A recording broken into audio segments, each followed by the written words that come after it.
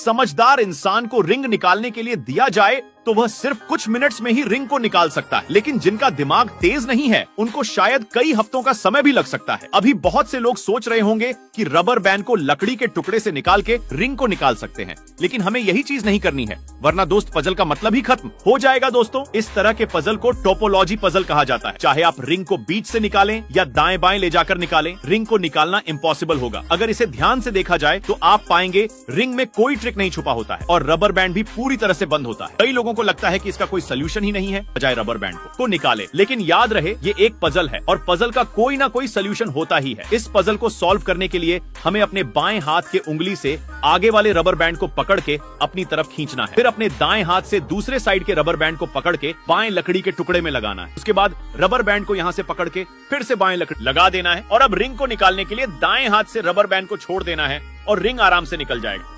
क्या आप इस सीढ़ी को पेपर के होल से निकाल सकते हैं? बस शर्त यह है कि पेपर को फाड़ना नहीं है। बहुत से लोग कुछ देर ट्राई करते हैं, लेकिन वह जल्दी ही हार मान लेते हैं, क्योंकि पेपर को बिना फाड़े यह काम करना बिल्कुल इम्पॉसिबल लगता है। लेकिन मैं आपको बता दूं, ऐसा करना बिल्कुल पॉसिबल है। ऐसा करने के लिए आपको पेपर को कुछ ऐसे बीच से मोड़ना है, फिर राइट साइड के एक कोने को लेफ्ट साइड करना है और दूसरे कोने को भी खींच के लेफ्ट साइड नीचे की तरफ दबा देना है।